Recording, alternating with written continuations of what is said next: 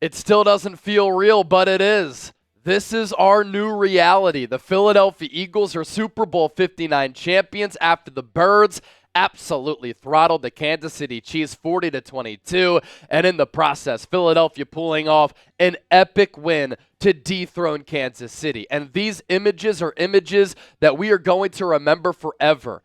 Jalen Hurts embracing the Lombardi Trophy, looking at the hardware while also putting together a masterful performance in winning Super Bowl MVP. And how about the Gatorade bath for Nick Sirianni as he's looking on with a few minutes to go in the game? I thought this game was going to come down to the wire. Nick Sirianni got the Gatorade bath from A.J. Brown and Devontae Smith with the few minutes left to go on the clock, and the Birds are Super Bowl 59 champions. And it really is incredible to think about how the season started after how last year ended and everything that transpired throughout the year, and then being able to be around this team in New Orleans all throughout Super Bowl week to see how laser focused they were, to see their approach to this game, and to see it result in a wonderfully put together game plan that led to a throttling of a dynastic team in Kansas City. My goodness, this is special, and we are going to celebrate this just like we did last night, and we're going to celebrate this for the next several weeks until we really start to look ahead to the 2025 season when the Eagles become defending Super Bowl champions and look for 2 straight. If you're loving the ultimate victory Monday here on the show, I want you to hit that thumbs up icon, like the video, and let's recap everything from last night right now.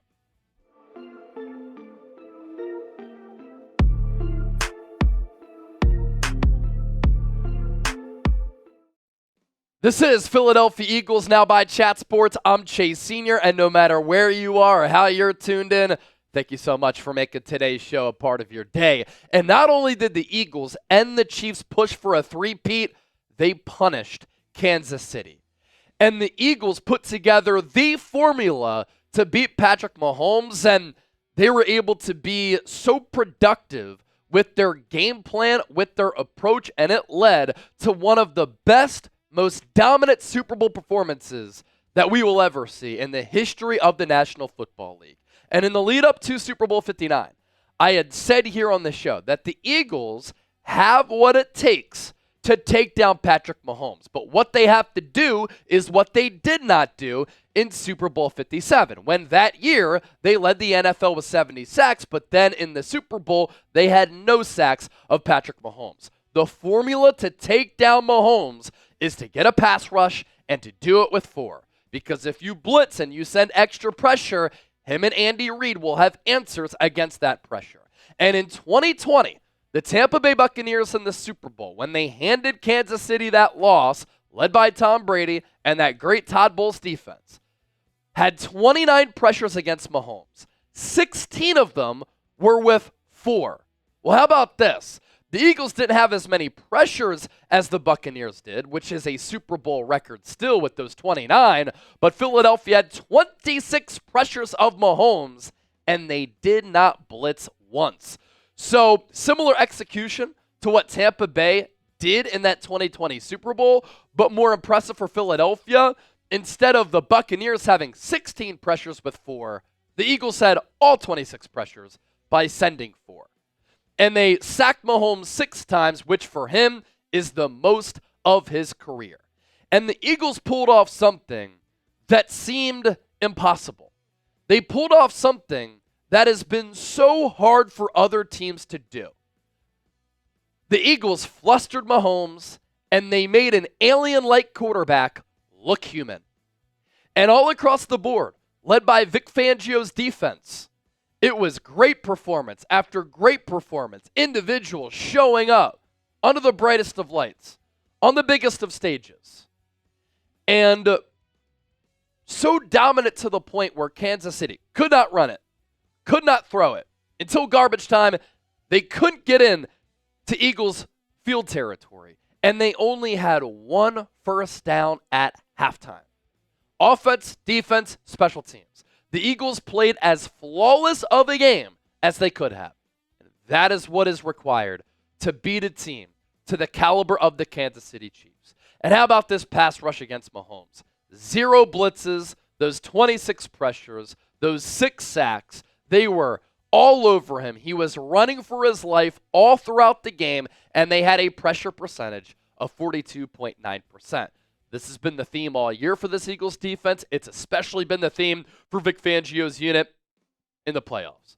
Look at what this defensive line accomplished in the wild card round, divisional round, NFC Championship game, and in the Super Bowl. 92 pressures in 4 games, 15 sacks, and a pass rush win rate of 54.4%. Vic Fangio, with one of the best individual defensive coaching performances that we'll ever see in a Super Bowl, but one of the best single-season coaching performances that we've ever seen in the NFL. And for him to grow up as an Eagles fan in Dunmore, Pennsylvania, the 5-7-0, and for him to bring a Lombardi trophy back to this organization that he grew up rooting for, it's a pretty damn cool story. And for general manager Howie Roseman, he's already going to go down as one of the best general managers in the history of the NFL. He now has 2 Super Bowls to his name. He's now gone to 3 different Super Bowls as a GM. And after 2022, Howie knew that after losing to the Chiefs, and in that game, Patrick Mahomes had a 1 incompletion in the second half. It was on a throwaway. He burned them with his legs. The Eagles didn't have the speed, the juice, the athleticism to contain him, to stop him, to run him down. Philadelphia previously didn't put a lot of emphasis at the linebacker spot. But after last year, what did Howie do? Of course, we saw jumps all across the defensive line, rebound performances from a player like Josh Sweat, huge leaps from Jordan Davis, Jalen Carter, Moro Ajomo, Milton Williams, Nolan Smith, Zach Bond, and Nakobe Dean. Great at that linebacker spot. Howie drafted Quinyon Mitchell and Cooper DeJean, cornerbacks. You needed to get better at that position in the first 2 rounds. Brought back C.J. Gardner-Johnson, teamed him up with Reid Blankenship, and Howie put together a complete defense. And he mentioned that after the 2022 season, we need speed to track down Patrick Mahomes. Well, not only did they have disciplined pass rush lanes last night, Mahomes wasn't able to break, contain, and create plays out of structure because of the Eagles' team speed. And by the way, they went 6-0 on turf surfaces this year. This defense balled out against Kansas City. And to make Andy Reid and Patrick Mahomes and Travis Kelce look that silly, so impressive. Josh Sweat, 2.5 sacks. Probably his last game as an Eagle because some team is going to overpay for him. He's a very good edge rusher. I think he gets paid great edge rusher money. Same can be said for Milton Williams, one of the top pass rushing defensive tackles in the National Football League. He had 2 sacks. The team could give him $15 to $20 million. The good news for Philadelphia, Jalen Hunt could replace Josh Sweat. Moro Ajomo could replace Milton Williams. That's what happens when Howie Roseman's been in his draft bag of late. Jordan Davis had a sack. How about him chasing down Mahomes? Jalen Hunt got more snaps than Bryce Huff. The arrow is pointing up for his future. Jalen Carter destroyed the middle. Part of the reason, too, that Eagles front 4 was able to get to Mahomes, collapse the pocket, was because the Eagles on the back end had very sticky coverage. The Cooper DeJean pick 6 of Mahomes, legendary moment in his career, legendary moment in the history of this organization, and he did it on his birthday. How sweet. February 9th. Zach Bond. It's been the year of Zach Bond. Big play after big play after big play, whether it be a TFL, a sack, a good play in coverage, forcing a fumble on the peanut punch, or picking passes off. DeJean and Bond faked out Mahomes, and they baited him into throwing interceptions. And this image right here really does define the Eagles' defensive performance against Kansas City. They harassed Mahomes from the start of the game until the end of it. And isn't this crazy? On the Chiefs' first offensive play from scrimmage, Mahomes, quick throw to Juju Smith-Schuster, first down. They did not have another first down the rest of the first half. And the strip sack of Milton Williams, in which he stripped the ball out, poked it free, pounced on top of it. What a performance from him.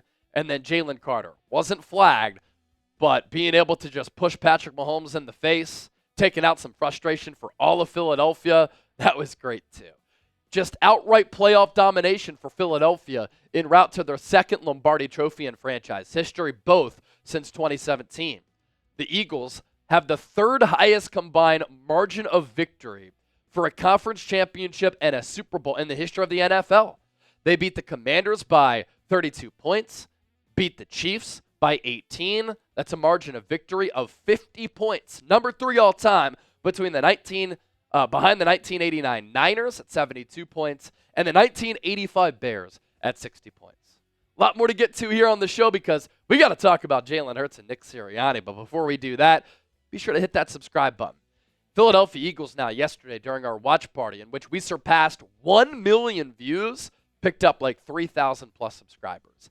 I have you covered with the best Eagles coverage right here on YouTube, so go Birds and hit that sub button. Our sponsor for today's Philadelphia Eagles now, our friends at Zbiotics. A lot of you know that my running streak is over 650 consecutive days, and my fitness is very important to me, but I also like to have fun, like we did last night for our Super Bowl watch party, taking down a bunch of drinks. Have you ever skipped a workout because of drinks the night before? Yeah, me too. If you're committed to your healthier routine this year, you need Zbiotics pre-alcohol. We all have busy lives these days, including myself and producer Chip. We can't afford to waste a day stuck on the couch because of a few drinks the night before. Shoot, we have to record content today. Eagles are Super Bowl champs. Zbiotics pre-alcohol is the answer we've all been looking for. Let's face it, after a night with drinks, I don't bounce back the next day like I used to. I have to make a choice. I can either have a great night or a great day. That is, until I found Zbiotics pre-alcohol. It's the world's first genetically engineered probiotic, invented by PhD scientists to tackle rough mornings after drinking. When you drink, alcohol gets converted into a toxic byproduct in the gut. It's this byproduct, not dehydration, that's to blame for your rough next day. Pre-alcohol produces an enzyme to break this byproduct down. Just remember, drink this probiotic before drinking alcohol like I did before the watch party yesterday. Drink responsibly, get a good night's sleep to feel your best tomorrow. So go to zbiotics.com/chatsports. You can scan the QR code on your screen to get 15% off your first order when you use the code chatsports at checkout. You can also sign up for a subscription as well. Remember, zbiotics.com/chatsports, code chatsports, 15% off. Thank you, Zbiotics, for sponsoring this episode and our good times. We move forward on today's show. No longer do I want to hear any Jalen Hurts slander from any casuals out there. Pretty awesome moment after the Eagles secured their second Lombardi Trophy in franchise history when Hurts took the Lombardi Trophy down a hallway, had a moment to himself. This is Michael Jordan-esque as far as the picture value of him just embracing the Lombardi Trophy in his hands while smoking a cigar and thinking about everything that he's been through in his individual and professional life. And for Jalen Hurts to win Super Bowl MVP, I think he goes down as the best quarterback in the history of this organization. And I don't know if First Take or any of the national talk shows are going to have this conversation today, but they don't keep it real like we do, keeping it a buck here on the show. So let's have this conversation. Jalen Hurts has now outplayed Patrick Mahomes in both of the Super Bowls in which they have matched up against one another. You don't believe me? Just take a look at the numbers.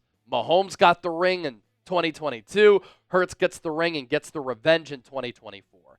And in Super Bowl 57, Super Bowl 59 combined, Patrick Mahomes has accounted for 477 yards of total offense, 25 first downs, 6 touchdowns, 3 turnovers. Jalen Hurts, on the other end, has outgained him in total offense by nearly 200 yards. He has 12 more first downs. He has 1 more combined touchdown and 1 fewer turnover. Jalen Hurts has outplayed Patrick Mahomes in both Super Bowls, and Philadelphia should have won back in Super Bowl 57, but that's what makes this victory so much more sweet. And Hurts now is the highest graded quarterback among QBs to make 2 Super Bowls. And he's putting together a really impressive resume here, ladies and gentlemen. He's made the playoffs every year he's been a starter. He's helped his team win 14 games in 2 of the last 3 years, 2 Super Bowl appearances, a Super Bowl championship, Super Bowl MVP, 6-3 in the playoffs, and a 46-20 overall record.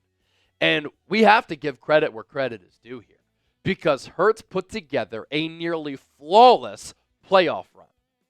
He threw that pick in the Super Bowl, Cam Jurgens didn't pick up Nick Bolton. He got hit as he threw. That forced the underthrow. I know in Super Bowl 57, it was the bad scoop and score for Nicholas Bolton, which helped to turn the tide and the momentum of that game. But this Super Bowl run was special from QB1. 920 yards of total offense, 10 total touchdowns, 1 turnover, 81.9% adjusted completion rate, and now he's a Super Bowl MVP and a Super Bowl champion. Jalen Hurts is an elite quarterback. End of story. Easy person to root for, a cutthroat competitor. All he wants to do is win. He is the definition of why wins are a quarterback stat, because he sets the tone. He sets the culture alongside Nick Sirianni for the rest of this Eagles organization, and everybody follows suit. He is always a flatliner, always cool, calm, and collected, and to have those type of leadership qualities at the quarterback spot, it matters. And in the 2 biggest games of his life, Jalen Hurts has played great football in the 2 Super Bowls that he has played in. And for him to play his 2 best games this year in the 2 biggest games, NFC Championship game and Super Bowl, that is what we judge quarterbacks on. How do you perform in crunch time? How do you perform in clutch moments? And Jalen Hurts, every level of football, high school, college, pro, he's played his best football in the biggest of games. And then there's Nick Sirianni. I don't want to hear that Nick Sirianni is not an elite coach. Nick Sirianni is now a Super Bowl champion, and he is set to get a bag. 2025 is the final year of his contract. He's been one of the lowest paid coaches in the NFL, and now he is going to get a sizable raise. Culture matters. Hiring a quality staff matters. Player development matters. Game management matters. And Nick Sirianni put together, alongside his coaching staff, a flawless game plan in Super Bowl 59 to the point where the Chiefs had no answers. The Eagles came out guns a-blazing. The Chiefs couldn't make any adjustments. The Eagles did, and the Eagles dominated. Nick Sirianni in Super Bowl 59 thoroughly outcoached Andy Reid. And how about Nick Sirianni's resume? He's now a Super Bowl 59 champion. He's been to 2 Super Bowls in 3 years. He has 14 wins of 2 of his last 3 seasons. Every year that he's been a head coach, 2021 through 2024, he's led his team to the playoffs. And with a 48-20 regular season record, 6-3 in the playoffs, highest winning percentage among active coaches. And what I'm excited about moving forward, anytime haters say anything moving forward about Sirianni and Hurts, my answer will be Super Bowl 59 champions, and they dethroned Patrick Mahomes and Andy Reid when nobody thought that was possible. The game plan and the preparation from Philadelphia was flawless. And being around this team all week, you could tell Nick Sirianni's approach rubbed off to his entire team. They came out and they played like it. And of course, all of this would not be possible without Philadelphia having one of the best owners in American sports. That's owner Jeffrey Lurie. Jeffrey Lurie is not a meddling owner like Jerry Jones. He's not an impulsive owner like Jerry Jones. He will have say with how the business operates, but at the same time, he will give leeway and resources to Howie Roseman so that Howie can do whatever Howie sees as fit as what he has to do to put this team in a position to succeed, making trades, signing free agents, retaining players, mastering the cap, contracts. And he's given all of his faith and his confidence to Nick Sirianni as well. And his patience as an owner, when a lot of times these billionaire owners don't have a lot of patience, help result in the Eagles not firing Sirianni after last year, retaining him for 2024, and a year after Sirianni was on the hot seat and everybody wanted him fired, the Eagles are bringing home a second Lombardi trophy, and we're going to see a second parade down Broad Street on Friday. Be sure to give me a follow on X and Instagram at Chase_Senior. I put up so much Eagles content on YouTube and on my socials, so give me a follow over there as well.